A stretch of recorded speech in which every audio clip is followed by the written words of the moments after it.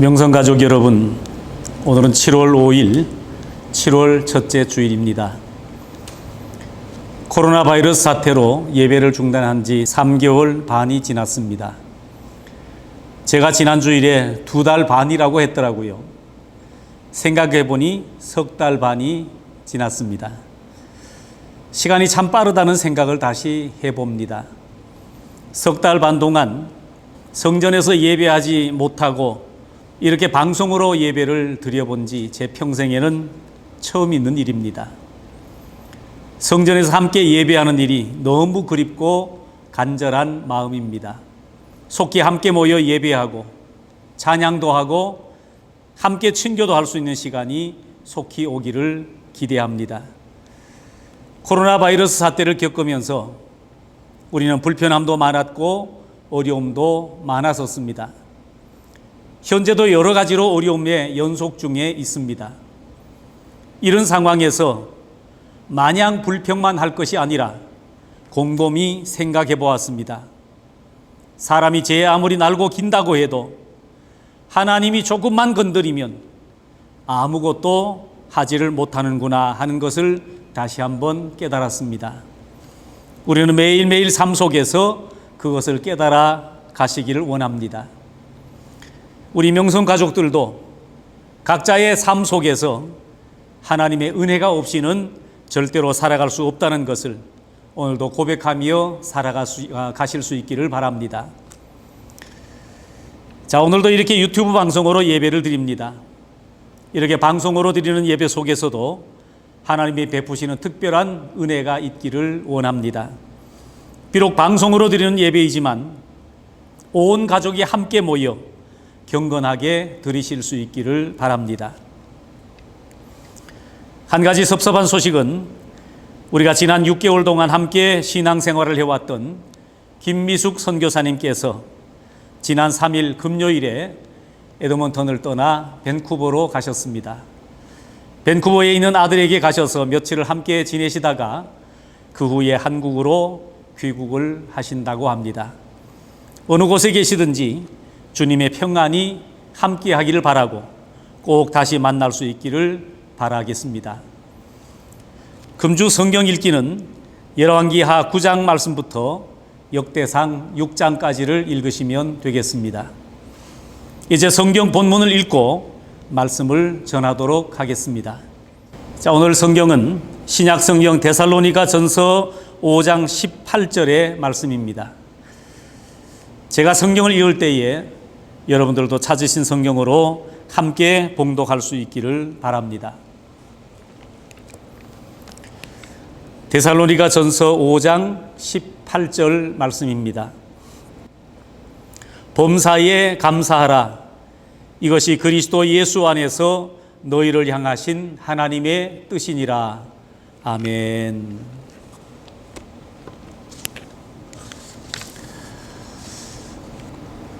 교회력으로 7월 첫째 주일은 맥주 감사 주일입니다. 이 맥주 감사 주일을 한국 교회는 잘 지키고 있는데 이민 교회에서는 잘 지켜지지 않고 있는 절기입니다. 그러나 절기의 의미는 알고 지내는 것이 바람직하리라 생각합니다. 농사를 짓는 사람에게는 전반기에 보리 추수를 하고서 감사하는 그런 절기입니다. 농사를 하지 않는 사람이라 할지라도 맥주절은 1년 중에 전반기에 대한 감사하는 시간이고 추수감사절은 1년 중 후반기에 대한 감사의 절기라고 할 수 있습니다. 우리는 오늘 금년도 전반기를 은혜 중에 무사히 살게 된 것을 먼저 하나님께 감사해야 되겠습니다. 금년도 전반기는 코로나 바이러스로 전 세계의 팬데믹 현상으로 힘들고 어렵게 살아왔습니다. 지금도 여전히 어려운 중에 있는 것은 사실입니다. 일터에 나가서 일하는 것도 쉽지 않았고 매장에 가서 필요한 물건 하나 구입하는 것도 힘들고 어려웠었습니다. 마음 놓고 여행을 가는 것도 어려웠고 심지어 가족들끼리 공원에 가서 편히 쉬는 것마저도 어려웠던 전반기였습니다. 이런 상황 속에서 어떻게 감사할 수 있느냐고 반문하실 분도 있겠지만, 그럼에도 돌아보면 감사할 수 있는 삶이라는 것입니다. 한국에만 해도 확진자가 13,000명가량이 되었다고 보도했고, 또 확진으로 사망한 사람도 300명에 가깝게 된다고 우리는 보도를 들은 적이 있습니다. 세계적으로도 확진자가 1천만 명이 넘었고 사망자는 50만 명이 넘었다고 발표되었습니다. 우리가 살고 있는 이 캐나다에도 확진자가 10만 3천 명에 이르고 사망자가 무려 8,500여 명이나 된다고 합니다. 우리가 살고 있는 이 알버타는 확진자가 7,800여 명이 되고 사망자가 153명 정도 된다고 합니다. 마지막으로 우리가 몸담고 있는 이 에드몬턴에도 확진자가 925명에 사망자가 15명 정도 된다고 합니다. 어쩌면 제가 발표해드린 이 말씀보다도 훨씬 더 많은 숫자가 감염이 되고 더 많은 숫자가 사망했을 수도 있습니다. 자, 이런 환경 속에서 제가 알기로는 우리 명성교회 성도 가운데서는 단 한 사람도 코로나 바이러스에 감염되었거나 확진된 사람은 없는 걸로 알고 있습니다. 힘들지만 이 어려운 환경 속에서도 모두가 건강하게 지내고 있다고 생각하면 그것 하나만으로도 하나님 앞에 감사할 수 있는 일이 아닐까 생각합니다. 성경은 그 힘든 삶 속에서도 감사하며 살라고 말씀하고 있습니다. 그래서 성경은 너희는 범사에 감사하라 이렇게 말씀하고 있습니다. 왜냐하면 감사하고 살아가는 것이 하나님의 뜻이기 때문에 그렇습니다. 그리스도 예수 안에서 너희를 향하신 하나님의 뜻이니라. 또 감사하면서 살아가는 일은 하나님의 명령이기도 합니다. 그래서 성도는 마땅히 하나님께 감사하면서 살아가야 되는 겁니다. 그것도 기쁠 때만 감사하는 것이 아니고 범사에 감사하며 살아가는 것입니다. 자, 여기에 범사에 감사라고 하는 말씀은 기쁜 일이 있을 때는 당연히 감사하라는 말씀이고 기쁜 일이 없음에도 감사하라는 말씀입니다. 감사는 성도가 해야 될 의무이고 명령입니다.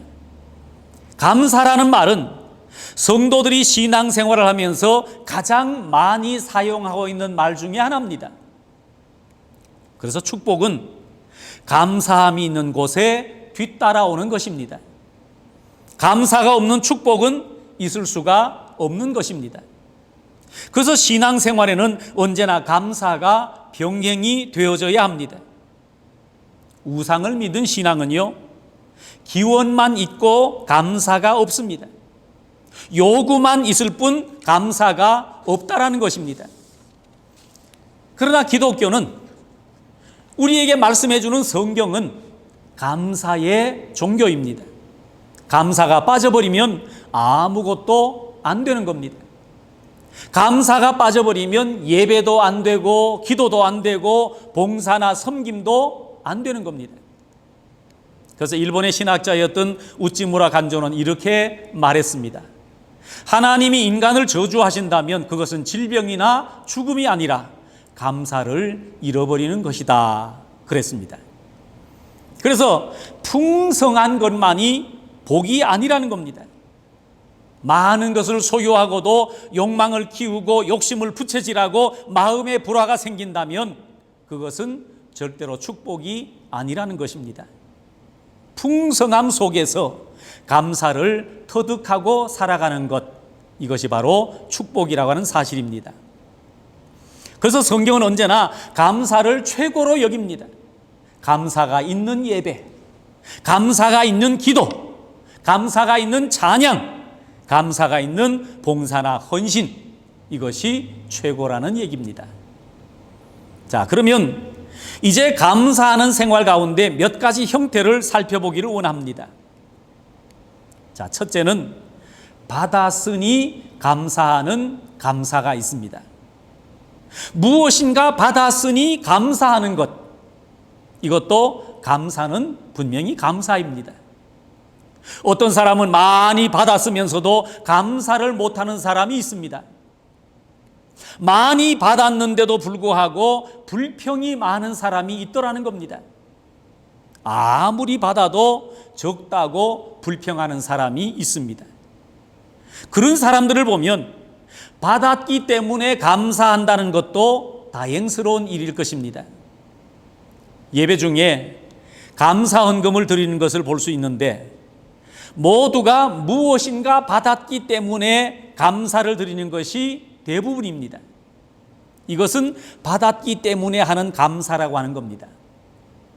그래서 어떤 주석가는 이 같은 감사를 어린아이 감사라 그랬습니다. 어린아이는 무엇인가를 받아야 좋아하기 때문입니다. 자, 흔히 사람들이 행복을 느끼려면 세 가지 요소가 충족되어야 된다고 합니다. 그것은 살아가는 목적이 분명할 때, 그리고 사소한 일에 만족해야 할 때, 그리고 누군가를 사랑하고 또 사랑을 받을 때라고 합니다. 사람은 살아가는 목적이 분명치 않을 때 행복을 논할 수가 없을 것입니다. 그리고 조그만 일에도 만족할 수 있는 사람이 큰 일에도 만족할 수가 있는 겁니다. 또 사랑할 줄 모르고 사랑을 받으려고 하는 사람은 행복이 무엇인지 모르는 사람이라는 겁니다. 부모는 자식에게 모든 것을 주고 희생함으로써 스스로 행복을 느끼고 그 행복을 소유하게 됩니다. 그래서 기독교의 감사는 얻고 소유하는 그런 감사가 아니고 주고 희생함으로 얻는 겁니다. 그런 의미에서 오늘 우리는 하나님께 감사하는 날이 되어야 할 것입니다. 지나간 반년 동안 우리는 많은 것을 주님께로부터 받았습니다. 건강도 받았고 평안도 얻었고 하나님의 은혜도 받았습니다. 어린 아이 같은 감사이기는 하지만 내가 받았기 때문에 감사하는 겁니다. 이것을 함께 나눔으로 기뻐하고 더욱 감사하는 성도가 되어야 할 것입니다. 성 프레시스는 이렇게 기도했습니다. 사랑받기보다는 사랑하는 사람이 되게 하시고 위로받기보다는 위로하는 사람이 되게 하소서라고 기도했답니다. 지나간 전반기 동안 무엇인가를 받았기 때문이라도 하나님께 감사를 표현하는 성도가 되실 수 있기를 바랍니다. 자, 두 번째 감사는 깨달음의 감사입니다. 자, 깨달음의 감사는 받았기 때문에 하는 감사보다는 한 차원 더 높은 감사의 차원입니다. 행복이라는 것은 가짐에서 나오는 것이 아니고 깨달음에서 나오기 때문입니다. 아무리 많이 소유하고 있을지라도 깨달음이 없으면 감사도 없고 행복도 있을 수가 없는 겁니다. 그래서 유대인 신학자인 몽테피오르라는 사람은 생각하고 감사하라 그랬습니다. Think and thank. 사람이 깊이 생각하면 모두가 감사함을 알게 된다는 말입니다. 지금 우리가 살아가고 있는 모든 것이 감사입니다. 남이 가진 것만 보고 살아가면 불만이지요. 그러나 지금 내가 살아가고 있는 이 자체를 보면 이게 기적이고 이게 감사라는 겁니다. 경제학자 중에 존 카우츠키라는 사람이 있는데 이 사람이 상대적 빈곤이라는 말을 처음 사용했습니다.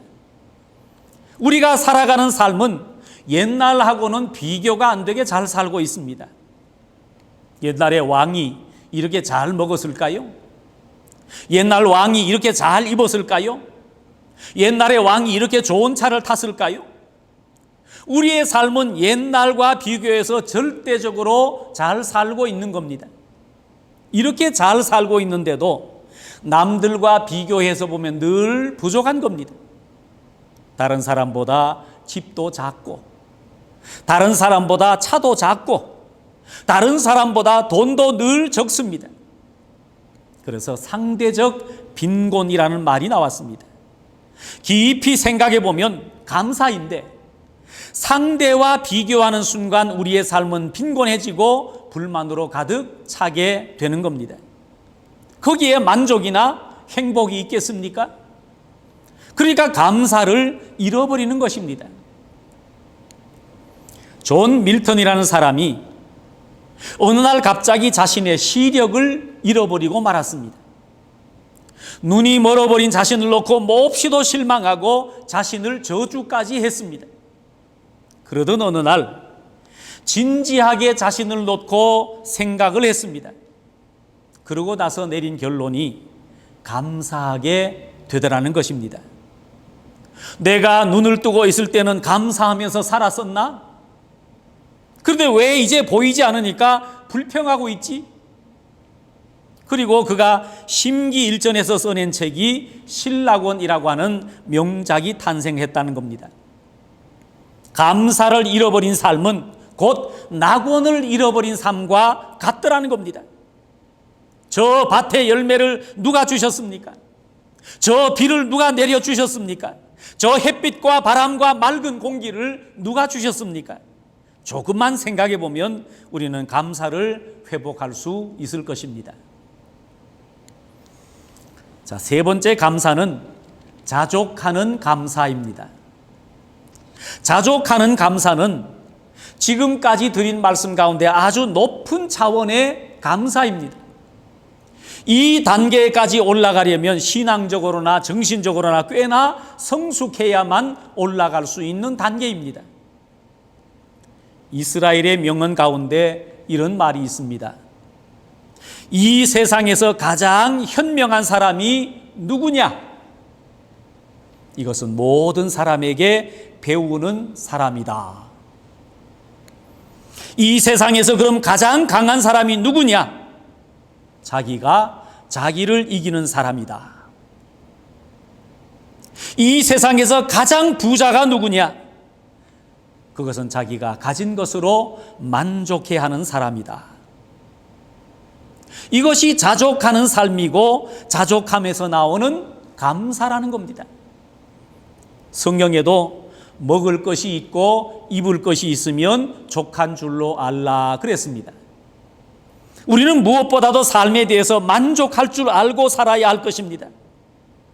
그래서 자족함이라고 하는 것을 배워야 할 것입니다. 그래야 감사를 느끼고 살아갈 수가 있다는 것입니다. 성경의 계명 가운데서도 탐내지 말라라는 계명이 있습니다. 마지막 10번째 계명이지요. 탐내서 안 될 것을 탐내게 되면 불행하게 되는 겁니다.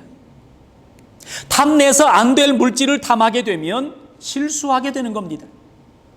탐내서 안 되는 자리를 탐내게 되면 반드시 남을 욕하게 되고 중상모략하게 되는 겁니다. 옛날 한시 가운데 족부족이라고 하는 시가 있습니다. 그 내용 가운데 한 부분을 보면 부족, 지족, 내유여, 족이 부족, 상부족이라고 하는 식구가 있습니다. 그 의미가 뭔가 하면 부족하더라도 족하다고 생각하고 살면 언제나 여유가 있고, 족하지만 부족하다고 생각하고 살면 항상 부족하다, 그런 구절의 시입니다. 그래서 성경에도 족한 줄 알고 사는 사람은 비천에 처해도 즐겁고, 족한 줄 모르고 사는 사람은 부귀에 처해도 즐겁지가 않은 법입니다. 그래서 자족할 줄 아는 삶이 축복입니다. 자족할 줄 아는 삶이 곧 감사가 있는 삶입니다. 자, 이제 마지막 네 번째는 믿음의 감사입니다. 여러 가지의 감사가 있지만 저는 이 감사를 말씀드리려고 하는 겁니다. 내가 받고 나서 감사하는 것도 중요합니다. 또 깨달음과 자족하는 감사도 중요합니다. 그러나 믿음에서 나오는 감사가 있어야 하는 겁니다. 믿음의 감사는 한마디로 말하자면 받아서 하는 감사가 아니고 빼앗기고도 할 수 있는 감사입니다. 또 믿음의 감사는 내가 건강해서 드리는 감사가 아니라 병들고 나서도 할 수 있는 감사인 겁니다. 믿음의 감사는 내가 오래 살아서 장수해서 드리는 감사가 아니라 일찍 죽으면서도 할 수 있는 감사, 그런 감사입니다. 그러므로 이 믿음의 감사는 아무나 할 수 있는 감사가 결코 아닙니다. 우리는 지난 시간에 제가 드렸던 말씀 가운데 욥이라고 하는 인물이 있습니다. 그 욥은 하루아침에 자식 열 남매를 다 잃었습니다. 집이 무너지는 바람에 10남매가 하루아침에 다 죽었습니다. 다음 날 전 재산을 다 잃었습니다. 갈대아 사람들이 쳐들어와서 그 많던 소유의 양과 소와 약대들을 다 빼앗아 갔습니다. 아내도 남편을 저주하고 떠나갑니다. 그리고 나중에는 몸에 병까지 들었습니다. 머리끝에서 발끝까지 종기가 나서 너무 가려움에 기와장을 깨뜨려서 그 조각으로 벅벅 긁어도 시원하지가 않은 겁니다. 몸이 아픈데 친구들이 찾아와서 정죄를 하고 있는 겁니다. 원인 없는 결과가 어디 있겠느냐? 고로 네가 죄를 지어서 지금 이 고통을 받고 있는 거다. 너는 회개해라. 그런 와중에 온전한 정신을 가지고 살아간다고 하는 것이 힘들 지경입니다. 그 가운데서도 욥은 이렇게 고백을 했습니다. 욥기 1장 21절에 주신 자도 여호와시요 취하신 자도 여호와시오니 여호와의 이름이 찬송을 받으실지니이다. 이것이 바로 환난 중에 나오는 믿음의 감사입니다. 그래서 이 감사를 믿음의 감사라고 부르는 겁니다. 욥은 질병 중에서도 감사했습니다. 질병도 질병 나름인데 죽음이 턱 밑까지 찾아와 있는 이 질병 속에서 하나님 앞에 감사한다고 하는 것은 믿음의 감사가 아니고서는 도저히 불가능한 것입니다. 제 친구 중에 캄보디아에서 선교하는 선교사 친구가 있습니다. 이 친구는 노래도 잘하고 피아노도 잘 치고 악기도 잘 다루고 무엇보다도 붓글씨를 이렇게 잘 썼습니다. 그 붓글씨를 쓴 것을 보면 기가 막힐 정도입니다.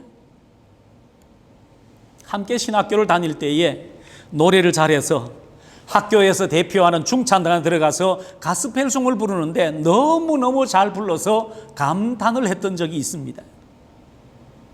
그러다가 이 친구가 군대를 갔는데 군대에서 폭탄 내관을 만지다가 그게 잘못되어서 손 위에서 터지는 바람에 오른손잡이에게 중요한 엄지, 검지, 중지 요 세 손가락이 한꺼번에 날아가 버리고 말았습니다.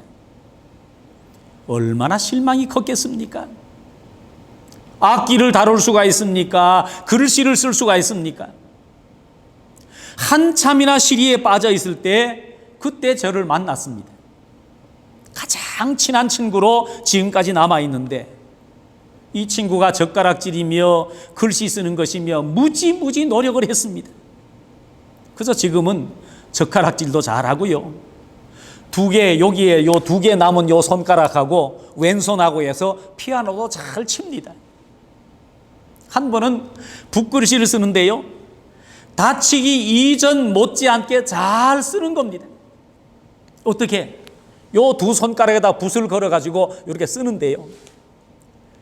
그 붓글씨를 써놓고 그러면서 그가 하는 말이 글씨를 쓰게 하시려고 요 2개 손가락을 남겨주신 하나님께 감사를 드립니다. 그 말을 하면서 함께 울었습니다. 그 2개의 손가락 2개가 있는 게 그렇게 감사하더라는 거예요. 참으로 기가 막힌 감사 아닙니까? 손가락 남은 것 2개 가지고도 그렇게 감사하는데 손가락 다 가지고서도 감사하지 못한다고 하는 것, 무엇 때문일까요? 여러분, 이것은 아무나 할 수 있는 감사가 아닙니다. 그래서 이 감사를 믿음의 감사라고 부르는 겁니다. 그런가 하면 또 어떤 분은 극심한 가난 중에서도 감사를 하는 사람이 있더라고요. 세상 살면서 여러 가지 힘든 것 가운데서도 가장 어려운 것이 가난일 것입니다. 가난. 배고픔이라고 하는 것은 가난해 보지 않고서는 모르는 고통입니다. 가난 속에서도 나올 수 있는 감사는 진실한 감사라고 생각이 됩니다. 예전에 어떤 분이 한국 전쟁 때에 38선을 넘어오는 이렇게 피난을 오는데 나는 가난이 이렇게 큰 축복인 줄 몰랐습니다 하고 고백을 했습니다. 만약 내가 부자였더라면 집과 재산을 모두 놓아두고 이렇게 홀가분한 마음으로 내가 피난할 수 있었겠느냐라는 겁니다. 그래서 성경은 범사에 감사하라라고 말씀하십니다. 이게 하나님의 뜻이라는 거예요. 범사에 감사하라. 이 말씀은 어떠한 경우에든지 감사하라는 것입니다.